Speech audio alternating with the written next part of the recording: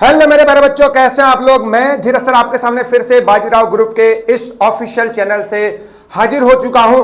आज एक खास वक्त है, सैनिक स्कूल का रिजल्ट जो है वो आ चुका है परसों, और आपके सामने जो है सैनिक स्कूल 6th क्लास में छठी रैंक रितेश के साथ इंटरव्यू जो है मैंने आपको पहले ही लेके आ चुका हूं। आज जो है मेरे पास जो है दो भाई हैं, एक क्लास 6th में शुभांकर और क्लास 8th में 9th के लिए जो है जिनने जो है सिलेक्शन लिया है शिवाशीष महरा ने। ठीक है, तो मैं आज जो है उन दोनों को जो है, अभी वो आउट ऑफ स्टेशन थे तो सुबह ही यहां पर आए हैं हमारे कोचिंग सेंटर में, तो मैं जो है उन दोनों को एक साथ जो है इसी फ्रेम में जो है आपके सामने लेके आता हूं। उनकी तैयारी किस तरीके से उनने करी और कौन सी रैंक उनने हासिल करी, इस बारे में जो है मैं आपके सामने बताऊंगा, और उन्होंने किस तरीके से तैयारी करी थी ये भी मेरे प्यारे बच्चों वो आपको आपके सामने बताएंगे।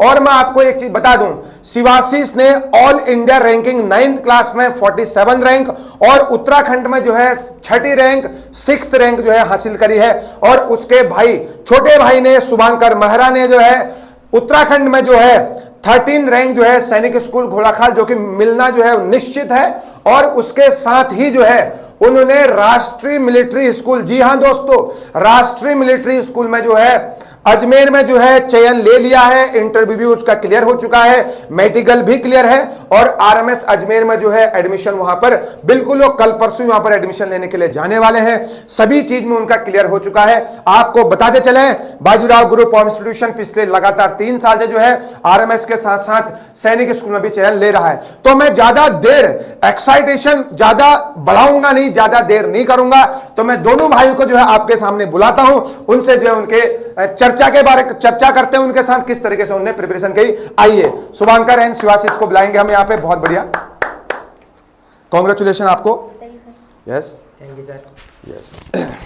तो ये दो भाई हैं, शिवाशीष और शुभांकर। इनका नाम शुभांकर है और शिवाशीष है। ये जो है यहाँ पर हमारा जो सेंटर है वो सैनिक स्कूल घोड़ाखाल, मतलब बाजीराव ग्रुप, ये जो है सेंट लॉरेंस स्कूल के ठीक सामने देवल चौक से थोड़ा सा 500 मीटर अंदर पे है। ये बच्चे दोनों जो है रोज जो है ये मुखानी से ऊपर प्राइड हॉस्पिटल पड़ता है, उसके वहां से रोज इनने जो है अप डाउन किया। सुबह आते थे, शाम को जाते थे। इनकी अपनी मेहनत थी, किस तरीके से उन्होंने पढ़ाई करी है। चले इनसे ही जानते हैं किस तरीके से इनने पढ़ाई करी है। सबसे पहले हम शिवाशीष को देंगे, ये अपने बारे में थोड़ा बहुत बताएंगे। मेरा नाम शिवाशीष मेहरा है। मैं 8th क्लास में पढ़ता था, अब मैं 9th में जाने वाला हूँ। मेरे पापा का नाम मिस्टर देवेंद्र मेहरा और मम्मी का नाम मिसेस मैथिली मेहरा है।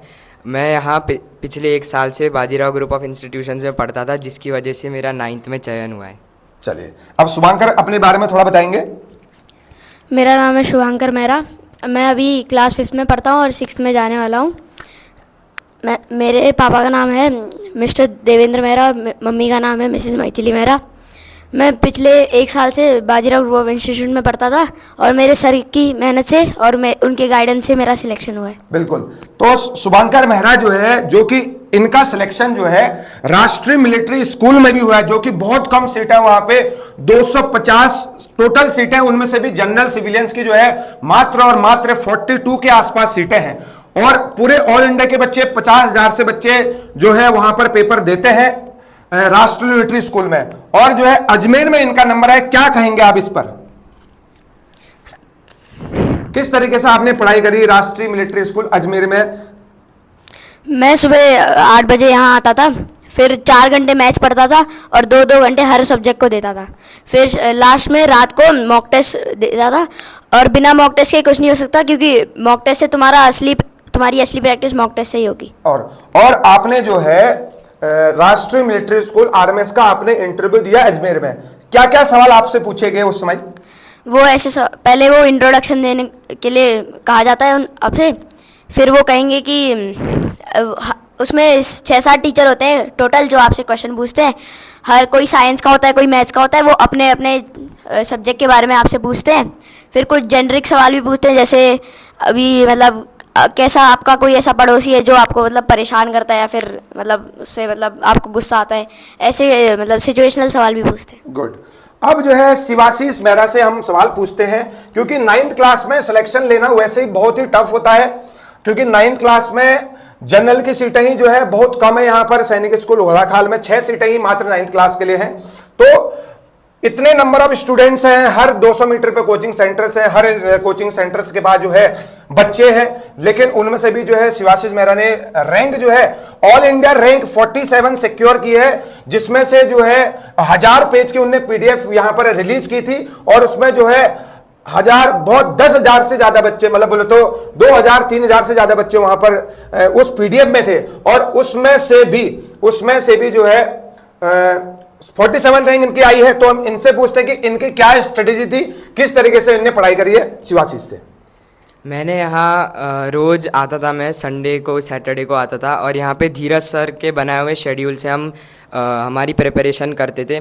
मैथ्स को हम ज़्यादा टाइम देते थे क्योंकि उसका वेटेज ज़्यादा था पेपर में। मैथ्स को लगभग 3 से 4 घंटे देते थे और अदर सब्जेक्ट्स को 2-3 घंटे देते थे। उसके बाद 1 घंटे के ब्रेक के बाद हम मॉक टेस्ट लगाते थे क्योंकि मॉक टेस्ट बहुत इम्पॉर्टेंट थे। और ख़ास के अगस्त के बाद धीरज सर ने एक ओपन मॉक टेस्ट सीरीज़ शुरू की थी, जिसकी वजह से हमें बहुत हेल्प हुई थी। तो आपके जो है एक बार मैं आपको जो है बताते चलूं कि जो है मैथ्स जो है इनका 200 नंबर का होता है सैनिक स्कूल में, और मैं नहीं समझता हूं कि मतलब बहुत कम बच्चों के जो है 200 में से 200 मैथमेटिक्स में आते हैं। तो उनमें से एक शिवाशीष है कि शिवाशीष के जो है 200 में से 200 नंबर जो है, आप जितने भी सुन रहे हैं मैथ्स में इनके 200 में से 200 नंबर आए हैं। आप इस पर क्या कहना चाहेंगे और किस तरीके से आपने जो है मैथ्स में कमांड करी? मैथ्स में मैंने हर बुक को 2-2 3-3 बार रिवाइज़ करा और यहाँ हमारे मैथ्स के टीचर्स ने भी बहुत मदद करी। दीपक सर थे और कभी कभी और सर भी हमें पढ़ाते थे। तो ज़्यादातर हमने प्रैक्टिस करी थी मैथ्स में। हमने आसान क्वेश्चनों को भी किया था और मुश्किलों को भी किया था। बार बार हमने रिवाइज़ करे थे एक ही बुक को, जिसकी वजह से मैथ्स हमारी अच्छी बनी। आप देख सकते हैं किस तरीके से जो है प्रैक्टिस करनी पड़ती है मैथ्स को। मैं इनको बार बार मैं सभी बच्चों को ये बताता था, मैं अभी भी बता रहा हूं कि आप अपना एक बुक 2 बुक डिसाइड कर लीजिए और उसको जो है आपको कम से कम 10-15 बार जो उसको प्रैक्टिस करनी है, उसके बाद मॉक टेस्ट लगाने हैं। ऐसे ही यहां पर साइंस भी है, ऐसे ही यहां पर एसएसटी भी है। यही सेम एल्गोरिदम जो है हर सब्जेक्ट के लिए चलता है। तो आप लास्ट में क्या कहना चाहेंगे शुभांकर से कि जो भी और बच्चे जो भी तैयारी कर रहे हैं, ठीक है, अगर हो सकता है कभी उनके नंबर कम आए, आपके भी नंबर कम आए होंगे, कभी मॉक टेस्ट हुए हैं, कभी नंबर ज्यादा कभी कम, जब आपको कभी नंबर कम आए तो आपने क्या मोटिवेशन लिया, किस तरीके से आपने तैयारी करी जब आपके नंबर कम आते हैं मॉक टेस्ट में? पहले तो मैथ्स और इंग्लिश में ज़्यादा टाइम देना चाहिए, क्योंकि अब जीके आप पढ़ोगे तो उसका पता नहीं होता कि कौन से क्वेश्चन आ जाए और कहाँ से आ जाए।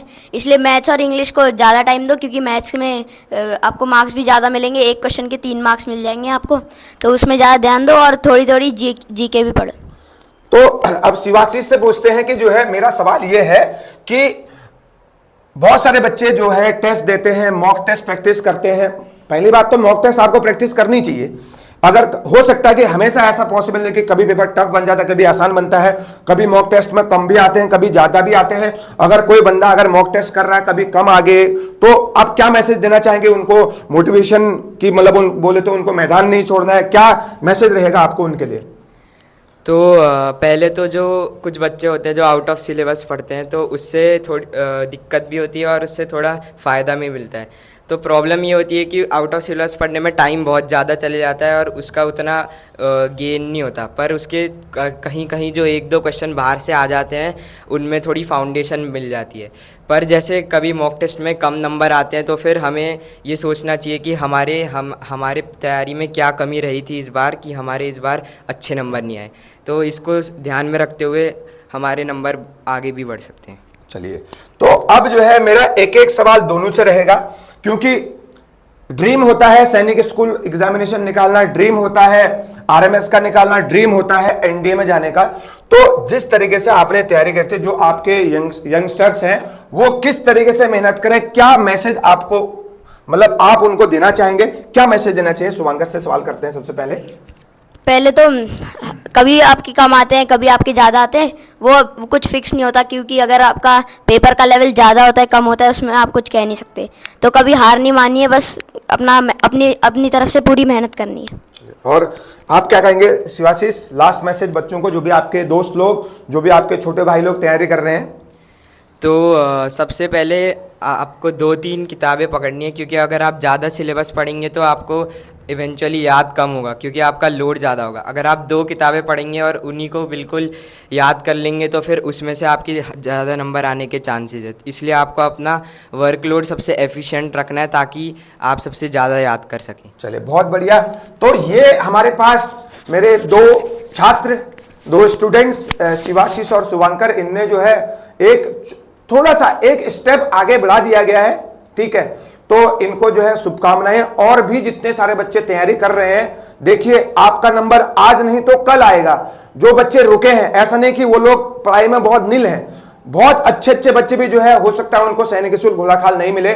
कट ऑफ बहुत ऊपर गई है, 6 क्लास में कट ऑफ 275 280 से ऊपर गई है, 275 से ऊपर गई है। तो हार आपको नहीं माननी है, आपका नंबर नेक्स्ट ईयर आएगा। नहीं तो आपका 9th क्लास फिर ओपन है आपके लिए RIMC है, आपके लिए NDA है, CDS है। बस आपको जो है एक मौका बनाना है, मेहनत नहीं छोड़नी, जैसा कि बच्चों ने कहा है, और अपनी मेहनत में कमी नहीं करनी है।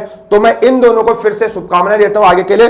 कॉन्ग्रेचुलेशंस आपको फिर से, all the best for the future. Thank you so much.